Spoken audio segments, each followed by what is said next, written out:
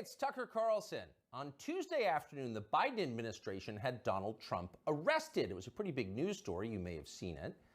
Just before 9 p.m. that night, as part of its coverage, Fox News ran two live video feeds next to one another. On the right, Donald Trump addressed his supporters in New Jersey. On the left, Joe Biden spoke at an event for the Secretary General of NATO in Washington. Beneath those videos at the bottom of the screen, Fox's banner read this way, quote, "Wannabe dictator speaks at the White House after having his political rival arrested." Those words were up for less than 30 seconds, but the effect was immediate. Inside Fox, the women who run the network panicked. First, they scolded the producer who put the banner on the screen. Less than 24 hours after that, he resigned. He'd been at Fox for more than a decade. He was considered one of the most capable people in the building. He offered to stay for the customary 2 weeks, but Fox told him to clear out his desk and leave immediately. Then the company issued a public apology for the 27-second-long wannabe dictator line. Quote, "The chyron was taken down immediately," Fox's PR department said, and then added ominously it was, quote, "addressed."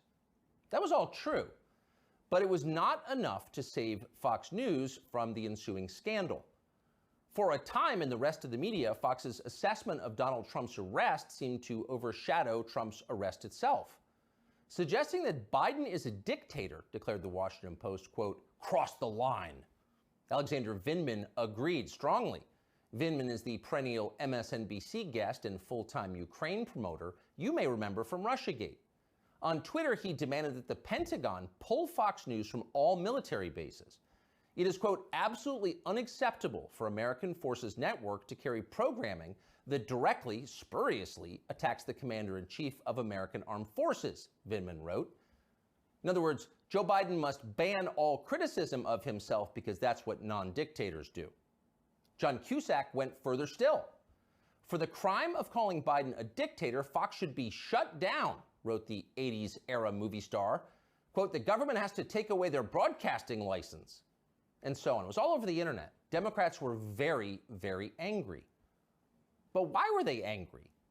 If the banner on Fox was false, why the hysteria? Lies don't seem to bother anyone anymore. If some cable news producer had called Joe Biden a genius or accused him of being secretly Sudanese, would anyone be yelling about it? Would Fox News have apologized for it? Probably not. But calling Joe Biden a wannabe dictator, that stung. So you've got to wonder, if you're being honest with yourself, is Joe Biden a wannabe dictator? That question came up yesterday at the White House briefing. Here's how it went. Last night, Fox News ran a chyron that referred to the president as a wannabe dictator, and I'm wondering if the White House has any comment on that. So look, there are probably about 787 million things that I can say about this that was wrong. About what we saw last night, but I don't think I'm going to get into it. There's no comment the White House has on it? I think I just commented. Oh, no comment necessary. Of course Joe Biden's not a wannabe dictator. Just because he's trying to put the other candidate in prison for the rest of his life for a crime he himself committed doesn't mean he has a totalitarian impulse. Come on, that's absurd. It takes a lot more than jailing your political rivals to earn the title wannabe dictator.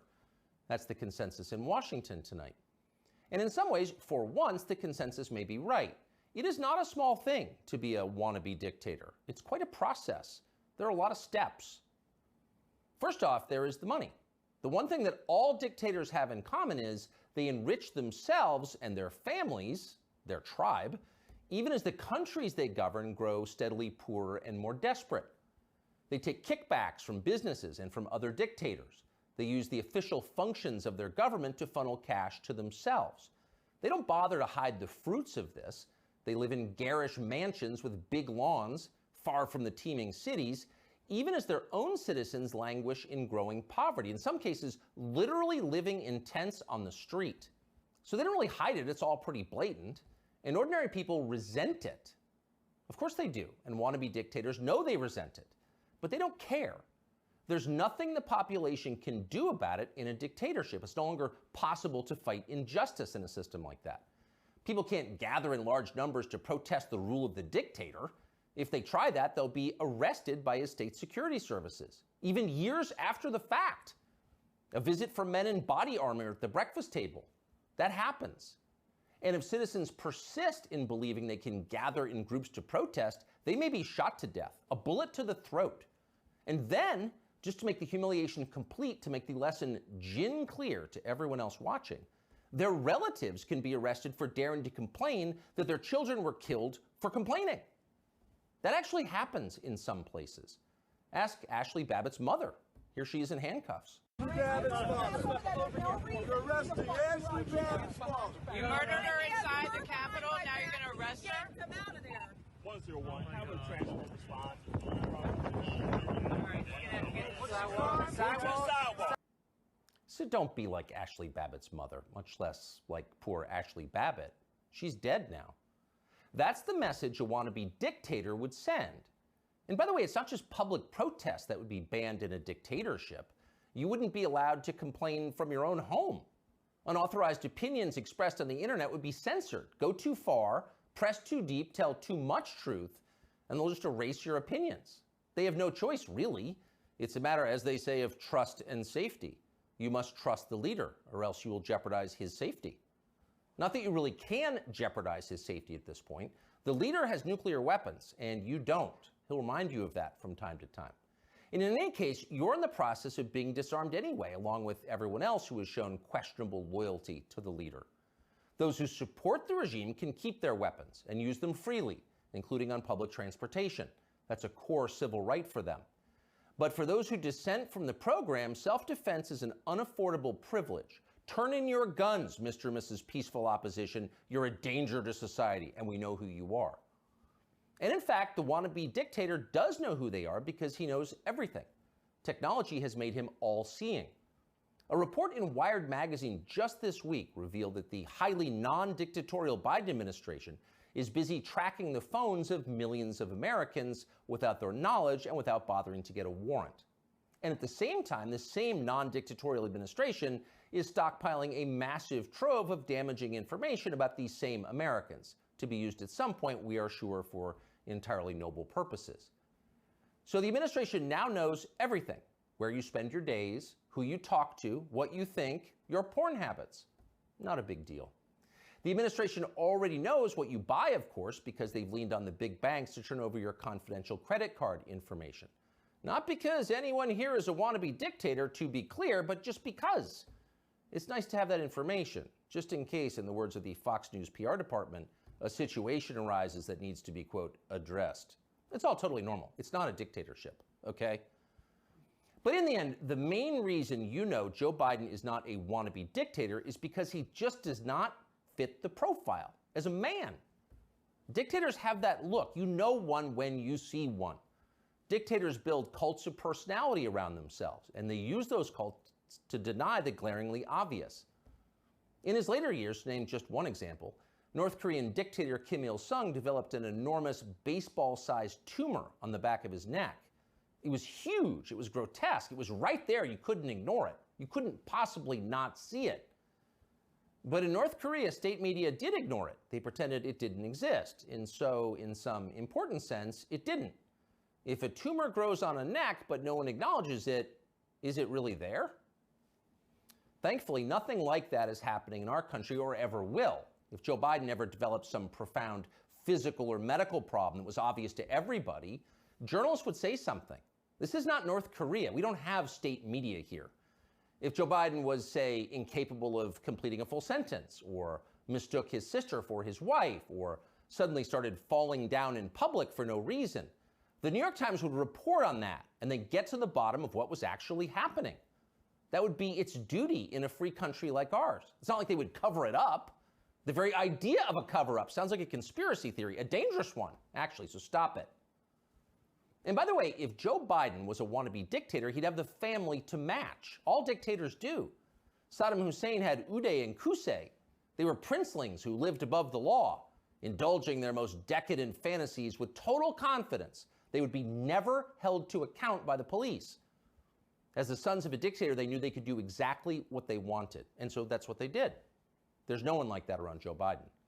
He doesn't have weird sex scandals at the heart of his family that no one in the media will ever talk about. He doesn't have a ne'er-do-well former nightclub-owning brother who's made a living for 30 years by being related to him. Not at all. That's dictator stuff.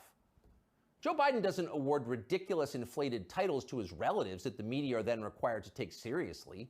He doesn't call people doctor who didn't go to medical school and then force you to nod along like it's real when everyone knows it isn't. Nicolae Ceausescu did that with his wife Elena. Joe Biden would never do that. Nor does Joe Biden dress like a dictator. He doesn't do photo ops in mirrored sunglasses driving a sports car to convince you that he isn't frail and senile, but instead powerful, virile, and wise. That's just not his style. If Joe Biden was a dictator, he'd be wearing epaulets and carrying a tasseled riding crop, and he isn't yet, so calm down. If he was a dictator, Biden's speeches would look like Nuremberg rallies, a blood-red backdrop, armed soldiers by his side, screaming about crushing his eternal enemies. Honestly, Biden did come close to that one time last September at a speech in Philadelphia, but it wasn't in any sense dictatory. It was necessary. As MSNBC assured us at the time, quote, Biden aimed to showcase his faith in the military apparatus and its ability to back the democratic order. See, it was about democracy, not dictatorship. No cause for alarm. He is not a dictator. A dictator would stockpile ammunition for his own bureaucrats, including his tax collectors. He'd redefine the legal code to make disloyalty to the regime the most serious crime. He'd claim dominion over the most intimate parts of his citizens' lives. He'd define what attitudes they were allowed to have about sex and religion and how to raise their families. He would even, in his final grandiose stage of dictatorship, claim ownership of their children. And Joe Biden wouldn't do that. And to prove he would never do that, Biden just this week released this video. These are our kids. These are our neighbors. Not somebody else's kids, they're all our kids. And our children are the kite strings that hold our national ambitions aloft. It matters a great deal how we treat everyone in this country. LGBTQ Americans, especially children, you're loved, you're heard, and this administration has your back. See? Joe Biden isn't saying your children belong to him like a dictator would. He's saying something very different from that. He's saying America's children are, quote, our children. Not his alone, ours. You share your children with Joe Biden evenly, right down the middle, with alternating weekends. You've got joint custody with Joe Biden, and you can thank heaven that you do. A nation is like a family. Every family has a head, a father. That's Joe Biden, our nation's father. And this, ladies and gentlemen, is now his fatherland. Just don't call it a dictatorship, or we'll have to issue a statement disavowing you.